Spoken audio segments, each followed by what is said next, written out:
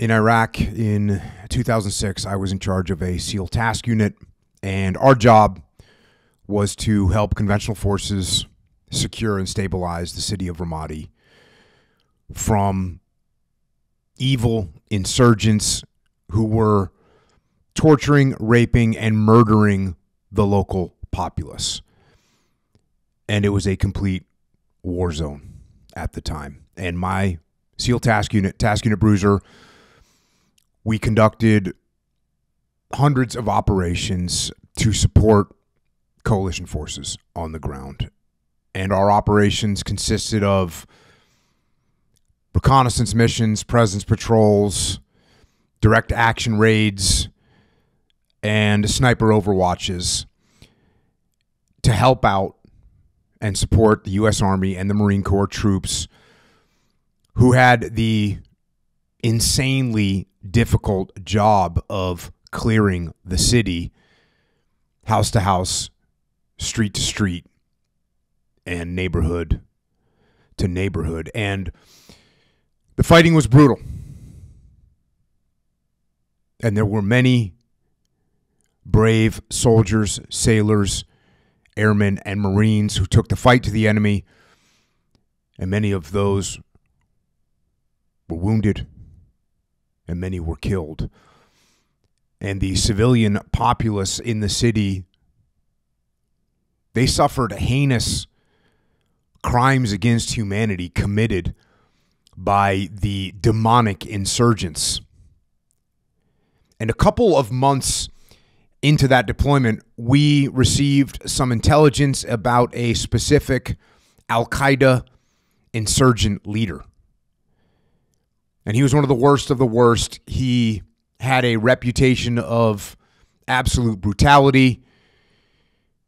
He was a bloodthirsty boss in this evil death cult. And the intelligence that we received about him gave us a window of time and place and an opportunity to kill him. But the window was small and it was extremely high risk. And the window was small because this particular insurgent leader traveled frequently and he never settled in one place for any length of time. And the risk was high because he traveled with significant security, detail of would-be martyrs who were ready to kill and die for this homicidal maniac. And due to those parameters, I made an extremely uncommon request up the chain of command. You see, in Iraq, we followed very strict rules of engagement. And the rules of engagement required that an individual, a potential enemy individual, must display either a hostile act or they must show hostile intent before we could engage them. And to put that in a layman's term, what that meant was before one of my SEALs could shoot, they were required to determine with reasonable certainty that the individual they were shooting was either committing a hostile act or was showing hostile intent. And my SEALs had to confirm that before they could shoot. And the soldiers and Marines had to follow those same rules of engagement. And these rules of engagement, they are in place to protect the civilian populace and to mitigate collateral damage. But in this particular case, this insurgent leader was not likely to be committing a hostile act or displaying hostile intent in the location where we predicted he was going to be. He was simply scheduled to pass through a specific location. We had intelligence about that. And so what I asked my chain of command was for this individual to be declared hostile. And declared hostile, this is a legal term. You can declare an individual hostile. And this can only be done by appropriate high-level U.S. command authorities. And what that means is senior flag officers with the responsibility to weigh all of the available intelligence, all the legal obligations, the political considerations, and they have to think about the consequences for U.S. interests. And then they have to make this decision to declare an individual hostile. But from my perspective, this was the perfect time for the use of this type of declaration. Because, after all, to restate, at this time, Al-Qaeda and the insurgents had the upper hand in both Ramadi and in Al-Anbar province. They were killing and wounding coalition forces on a daily basis, and they were wantonly butchering the civilian populace day in and day out. And so this high-value targeted individual that we wanted to kill was a leader of this savagery. So if we had the chance to kill him, it made perfect sense to me that we should do just that. So I sent that request up the chain of command that they deem this individual hostile so that we could shoot on sight. And quite frankly, I figured that we would get the approval. So the platoon prepared to conduct the operation. They put together a plan. They rehearsed the actions. They dialed in their weapons. They prepared the vehicles and then waited. And it was a tight timeline as we stood by to execute this mission. So we were a little bit impatient. But finally, just before our drop dead time to launch the operation, we finally received word from our higher headquarters, and the answer was no. The answer was no. They would not allow us to declare this Al-Qaeda leader hostile. We would not be able to shoot him when we confirmed it was him. When we made positive identification, we would not simply be able to engage. No, in keeping with the standard rules of engagement, we would only be able to engage him if he committed a hostile act or displayed hostile intent. Now, this threw a wrench into what our plan was, and unfortunately, due to the tight timeline, due to the restraints of the rules of engagement in this particular situation, we did not execute the mission. We canceled the mission. And, of course, at the time, it was very frustrating. I was frustrated. But I know that we can't let our emotions drive our decisions. That can have catastrophic results. But seeing so many brave Americans wounded and killed, it was hard not to get emotional when an opportunity to kill enemy leadership like that was missed. So I was frustrated. But at the same time, this was something that reinforced an idea in my mind about who we are. We are Americans. And even in a devastating war zone where American lives are at risk and a clear enemy is present, and even when a targeted individual is, without question, a targeted individual who is a sadistic, deranged, remorseless, depraved monster, even then, we seldom declare people hostile. We, as Americans, we are supposed to value human life that much. We aspire to live up to our own ideals. The rule of law,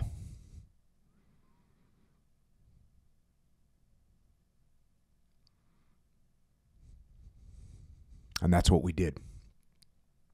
We take and we maintain the moral high ground, even at great risks to ourselves and our American brothers and sisters on the battlefields. But we remember our American values. And we do our utmost to maintain those values and those standards.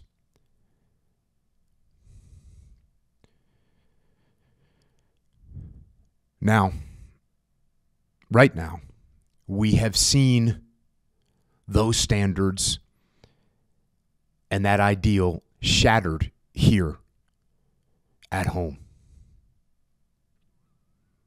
Murder is rampant. Destruction is commonplace. And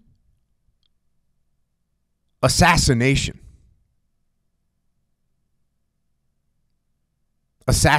One man, Charlie Kirk, declared hostile by another man and executed for his beliefs and for the words that he spoke. And we see this in our country, on our hallowed homeland.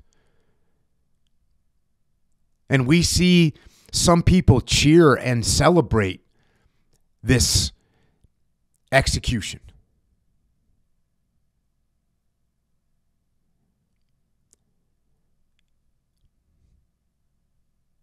And that's sickening. And I ask myself, what have we become? Where does this come from? And I've been asking myself that question. How do people become so depraved? And when I think about that, I think it's important to remember how pliable and impressionable the human mind is. How people are influenced by what they see and what they hear. And if you just look at just normal pop culture trends in music or fashion or language, the words that we use, these things, they change all the time. They grow and then they fade and then something else grows and people follow each other and they follow trends. It's part of our psychology. We as humans, we like to be part of a group. It's an instinct for us. We want to feel secure. And when we don't have those things, that's how brainwashing happens. People in moments or situations of isolation and fear and confusion, those are fertile grounds for manipulation. And once it is recognized that someone is in a bad state, an isolated state, a confused state, then it's just exposure and repetition and reinforcement and group pressure and social influence and indoctrination. And eventually people change. Eventually people change. They change what they think and they change what they believe.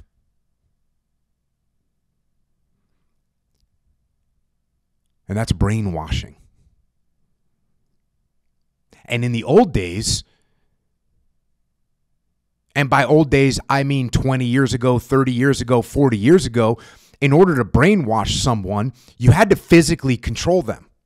You had to physically remove them from their community. You had to forcibly expose them to the information that you wanted them to accept. And this is pretty challenging to do because it's difficult to get physical access and physical control of another human being at that level.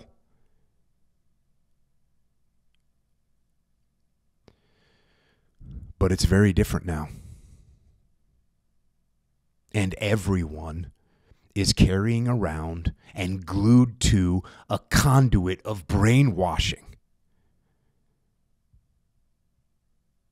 And we're carrying around that conduit all day, every day in our hands. And it's our phone.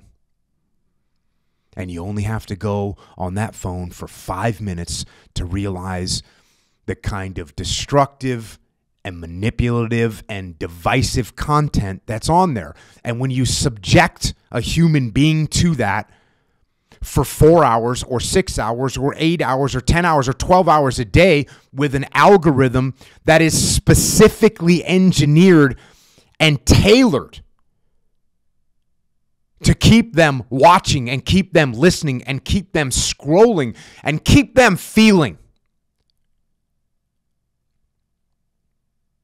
Keep them feeling emotions based on 30-second clips that are curated to make them emotional, to make them frustrated, to make them angry, to make them spiteful, to make them hate. And clicks and likes and shares, as stupid and meaningless as we think they are, when they happen over and over and over and over again to someone that is insecure, to someone that is alone, to someone that has a pliable young mind, the result is very predictable. Isolation, polarization, dehumanization, and radicalization. Radicalization, the rejection of societal norms, the adoption of the most extreme views, and the abandonment of reason.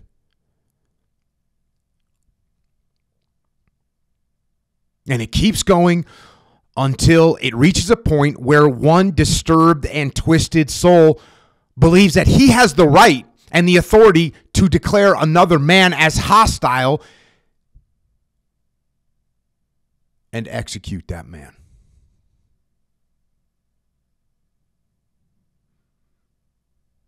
This is a devolution. This is a regression. This is a decline of our culture, and we cannot accept this behavior. This is tribal murder.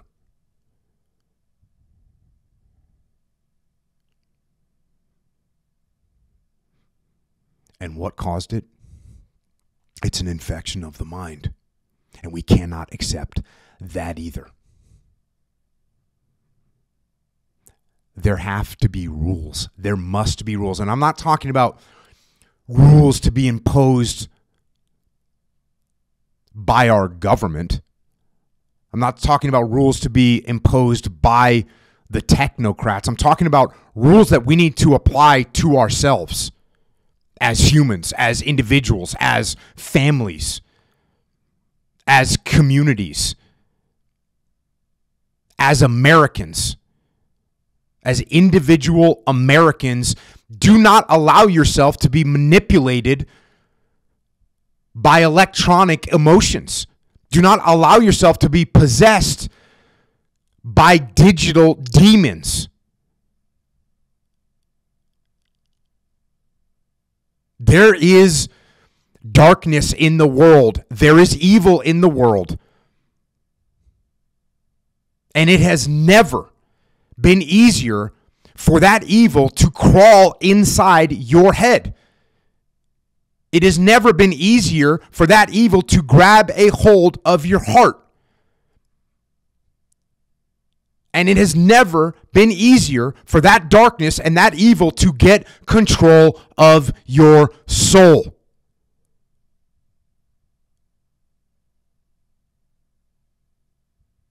You must cast it out. You cannot accept that master.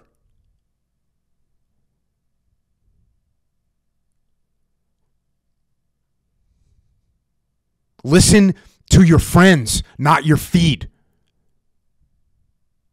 Talk to people, not to the pixels. Connect with your family, not with firmware.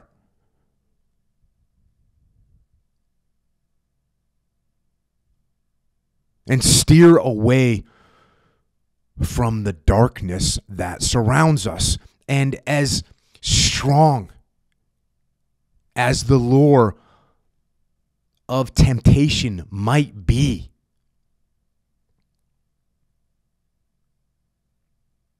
do your utmost to walk in the light, in the principles that founded our great nation. Our great nation, ours. Our country is us. It's us. It is what we do. It is how we behave. It is what we allow, and it is what we forbid. Not the legislation, not the political class, not the elite, but us. It's us. You and me. Our forefathers fought for freedom. Many in my generation did the same. We have fought for freedom, and we will do it again. We are not afraid. And we will not tolerate those who aim to destroy us, or destroy our way of life, or harm our families, or infringe on our freedom. Freedom is our God-given right. It's ours to protect. It's ours to cherish. That is our choice.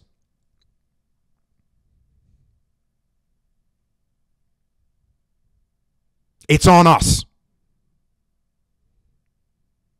to carry on,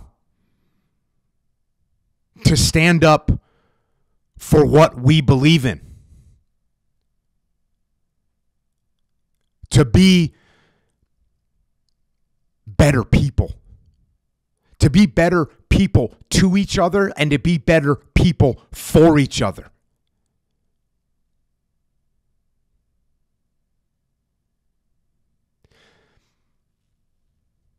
This is America. We are Americans. Brave.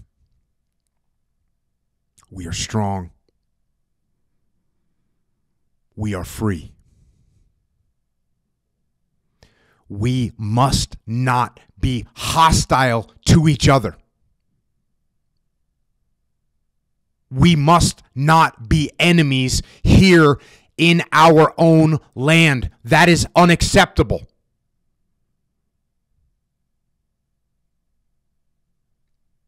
Too much blood has already been shed.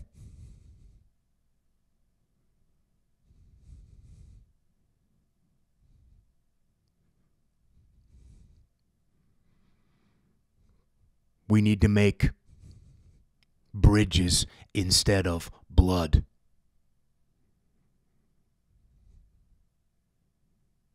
For God's sake and for the sake of our country. We are Americans. And we must act like Americans. One nation, under God, with liberty and justice for all.